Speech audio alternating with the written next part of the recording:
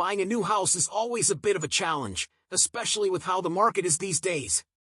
Still, I had no choice but to make the move since my job transferred me to an office in another city.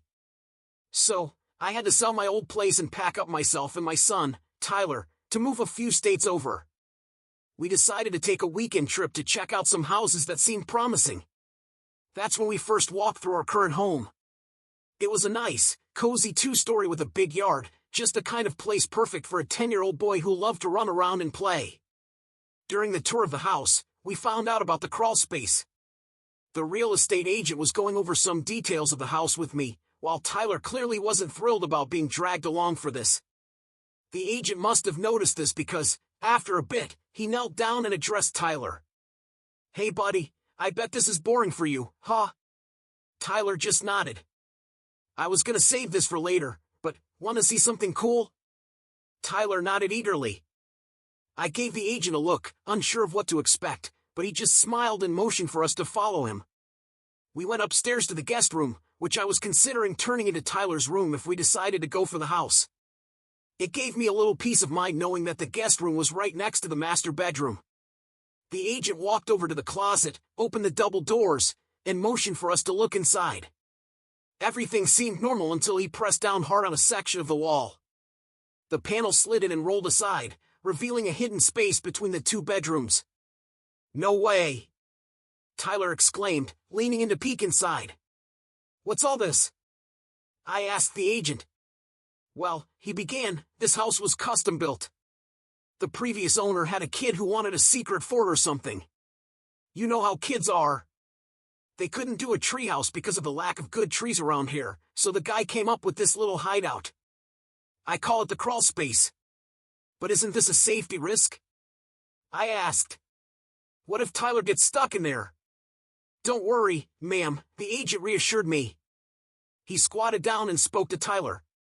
"Hey, buddy, can you crawl in and try to shut the door for me?" Tyler crawled inside and tried to push the panel closed, but it wouldn't move. "The panel can only be opened or closed from the outside," the agent explained. He gestured for Tyler to come back out, then pushed a different section of the wall to slide the panel back into place. "See? And since this crawlspace is right next to the master bedroom, if anything weird happens, you'll hear it right away. Mom, can we get this house, please?" Tyler begged, tugging at my arm.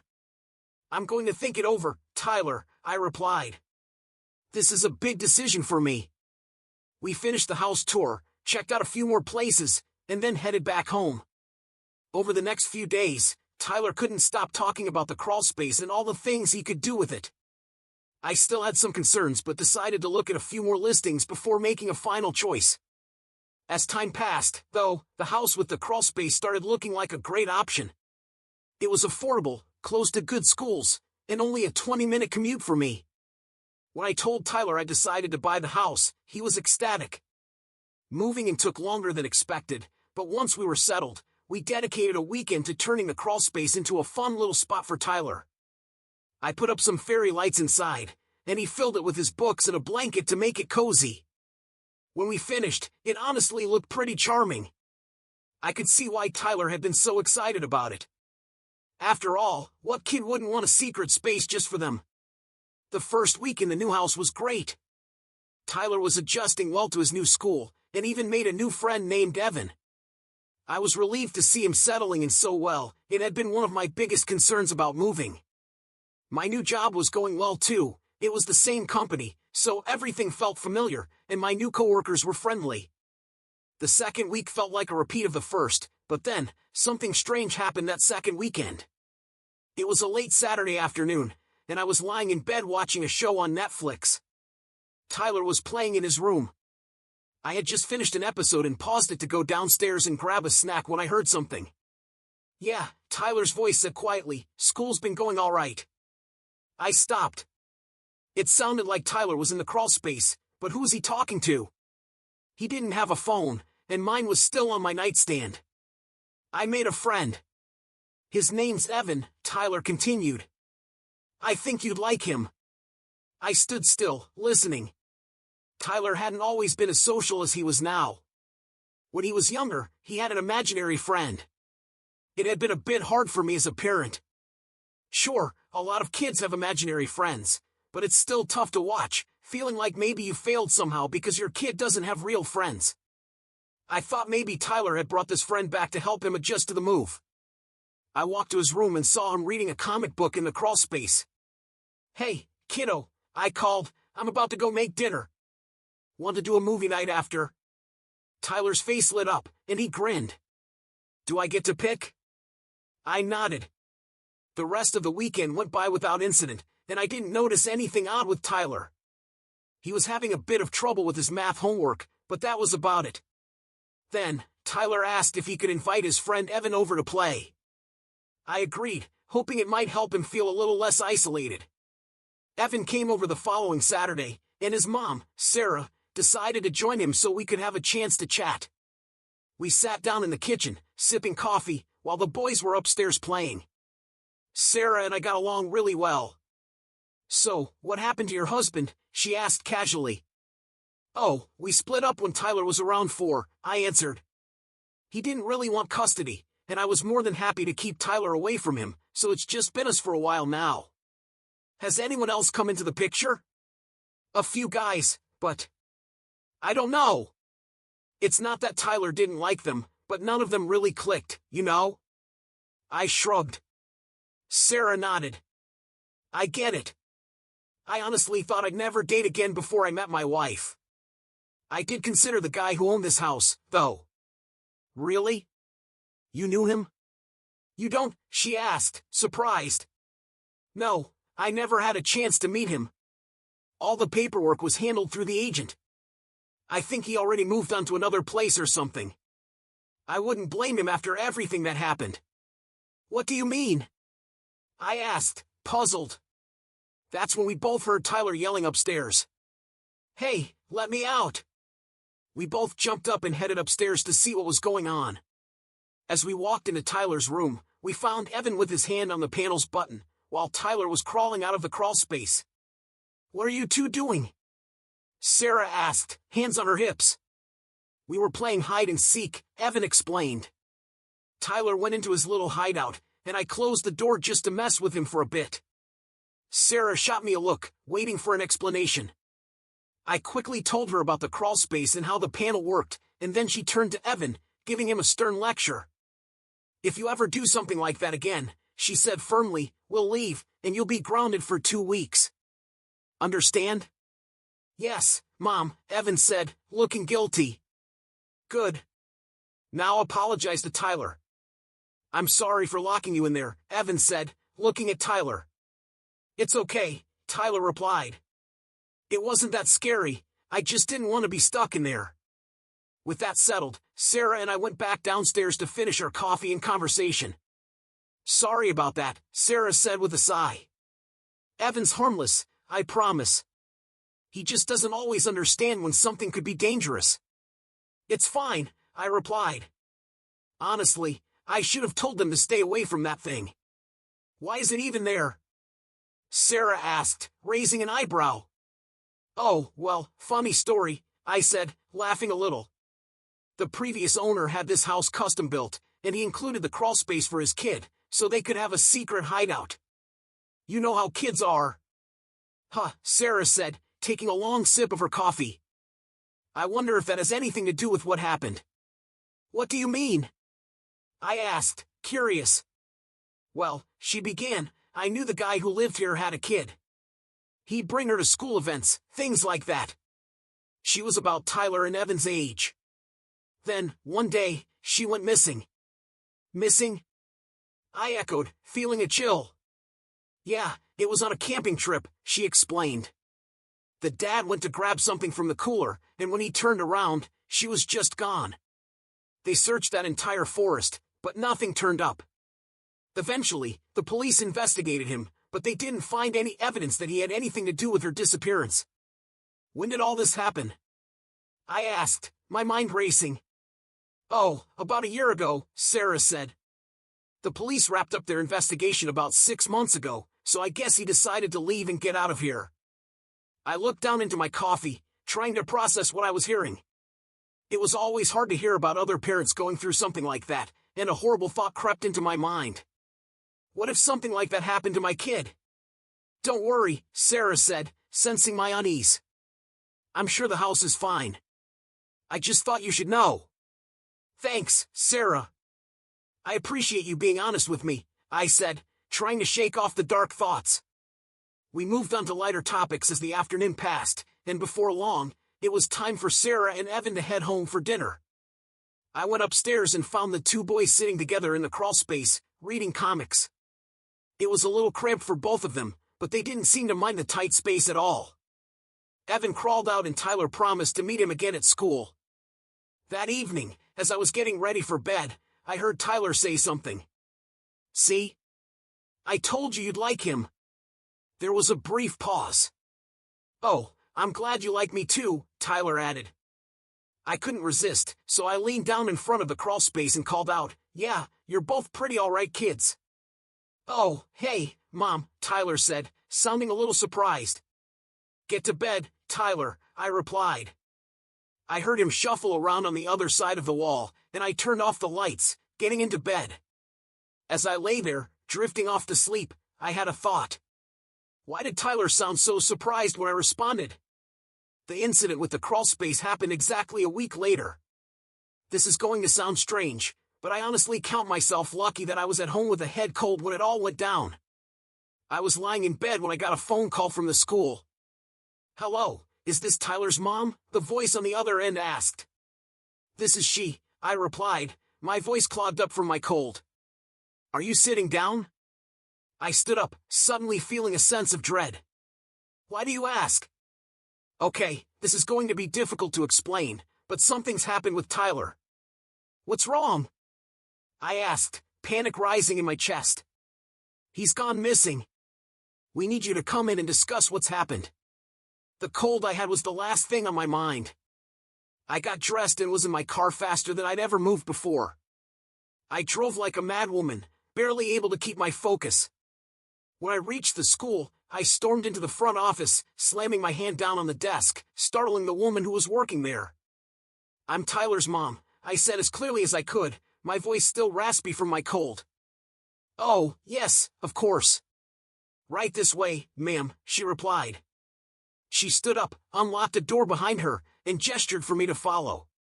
We walked down a long hallway and arrived at the door to the principal's office. She knocked lightly. Tyler's mom is here, she said. The door opened, and the principal greeted me. He was an older man, around 60, with salt and pepper hair. Hello, ma'am, I'm Principal Harper, he said, offering his hand. I'm very sorry we have to meet under these circumstances. I shook his hand and stepped into the office. There was also a security guard inside, a large man with a thick beard, holding a laptop. I took a seat across from Principal Harper as he settled behind his desk. First of all, ma'am, he began, I'm so sorry for what's happening. Where's Tyler? I asked, my voice sharp with worry. Well, that's what we're trying to figure out, but there are unusual circumstances involved, he explained. What do you mean? Ferguson, if you would, Principal Harper gestured toward the security guard. Ferguson placed his laptop on the desk, opened it, and quickly navigated through some menus until he accessed the school's security camera system. Okay, here's what we know, Ferguson said. Around 12:30, Tyler was in his math class with Mrs. Reynolds. He enlarged one of the camera feeds. It showed a classroom full of kids. Tyler was sitting in the middle, while Mrs. Reynolds, a young teacher, was at the whiteboard explaining something about polygons. The timestamp confirmed it was from 12:30 that day. Tyler asked to go to the restroom, and Mrs. Reynolds gave him permission. Ferguson continued.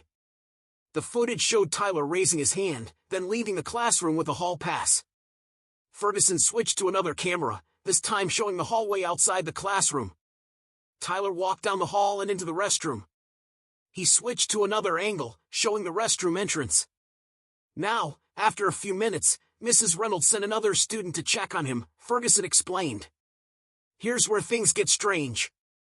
The footage showed the other student walking into the restroom. A minute passed, and the student quickly ran back to the classroom. According to that student, Ferguson said, Tyler wasn't in the restroom. Mrs. Reynolds called us, and we started searching the school. He toggled through various camera angles, showing officers and security guards walking through hallways and classrooms in search of Tyler. The search went on for nearly 2.5 hours. Then I decided to go back and check the cameras again, Ferguson said, and that's when I found this. He rewound the footage from the restroom entrance, fast-forwarding until it caught up with the live feed. Tyler hadn't left the restroom at all. Now, we've gone through that restroom with a fine-tooth comb, Principal Harper said. It's centrally located, designed so that no one can just slip out a window or anything. There's no other way in or out. What are you saying? I whispered, my heart sinking. What I'm saying, ma'am, is, we have no idea where Tyler is, Principal Harper said softly. The police were called in. I provided them with every detail they requested and answered all of their questions. I was told I would be contacted as soon as there were any updates. By the time I finally headed home, the sun was setting. I climbed the stairs slowly, feeling numb, and collapsed onto my bed. I shut my eyes for just a moment to let the events of the day catch up with me. That was a mistake. The moment I stopped, I felt the tears begin to fall. I took a few shaky breaths, trying to calm myself. The silence in the room felt suffocating. Mommy. I jerked upright. That was Tyler's voice. Tyler? I called out, panic rising in my chest. Tyler, where are you? Mommy. I followed the voice, and it seemed to be coming from the crawlspace. I didn't hesitate. I didn't care if I was losing my mind. I had to know what was happening. I ran to Tyler's room, threw open the closet doors, and pressed the hidden panel to open the crawlspace. The door slid open, and there he was. He looked pale, as if he'd been sick for days. His eyes were closed, and he was tossing and turning, as if trapped in a bad dream. I carefully reached in and pulled him out. As soon as he was out of the crawlspace, his eyes fluttered open. Mom, he whispered. I'm here, baby. I'm here, I said, pulling him into a tight hug. I held him like I was afraid he would vanish if I let go. You're safe now. You're safe. Mommy, he said weakly.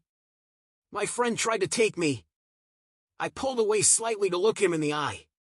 Who tried to take you, sweetie? He pointed toward the crawlspace. My friend. He lives in there. I stared at the opening. Something about it felt so wrong, like it shouldn't even be there. I walked over and closed the panel with a firm motion. It's okay, baby, I said, hugging Tyler tightly once more. He won't hurt you. When I finally released him, I noticed he was holding something in his hand. What do you have there, Tyler? I asked, my voice soft. He hesitated before handing me a small wooden slab. It was painted a dark blue with yellow letters reading, Mrs. Reynolds' class. I called the police and explained what had happened. They came over to the house and tried to ask Ryan about the situation, but he stuck to the same story he had told me. He said he'd gone to the restroom, then his friend tried to take him, and then he woke up with me pulling him out of the crawlspace. I watched the officers as Ryan spoke to them, and I could see they were starting to piece together what I already had. A kid had vanished into thin air when he shouldn't have been able to. A kid had then reappeared in a crawlspace that could only be accessed from the outside, while his mother was home and never noticed a thing. And that mother couldn't possibly be responsible, considering she had never even gone to the school to pick him up. I could see the confusion growing on the officers' faces as they came to these conclusions. Once they finished questioning Ryan, they told me they would reach out if there were any developments in the case. They also gave me contact information for child therapists in the area. After they left, I asked Ryan if he wanted to sleep with me that night, and he eagerly agreed. We both climbed into bed, and once I was sure Ryan had fallen asleep, I grabbed my phone, turned on the flashlight, and headed into his room. I slid open the crawlspace panel and peeked inside. That's when I saw it. There was a small hole drilled into one of the walls, exactly at eye level if Ryan were sitting inside the crawlspace. The hole should have opened into my room.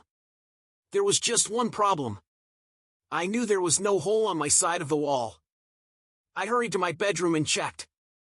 No hole. I returned to Ryan's room and looked at the crawlspace again. Hole. I stepped into the crawlspace and slowly moved toward the hole. I stretched out my hand over it, feeling a hot draft coming through from the other side. Taking a deep breath, I pressed my eye up to the hole and looked through. What I saw made my blood run cold. A single, bloodshot eye stared back at me. Then, I heard something. A whisper, so close, like someone was breathing it directly into my ear. The voice sounded rotten, as if the words themselves were decaying. "Give him back to me." I scrambled out of the crawlspace as fast as I could, slamming the panel shut behind me. I grabbed one of Ryan's long-sleeved shirts, hurried to the closet, and tied the doorknobs together with it.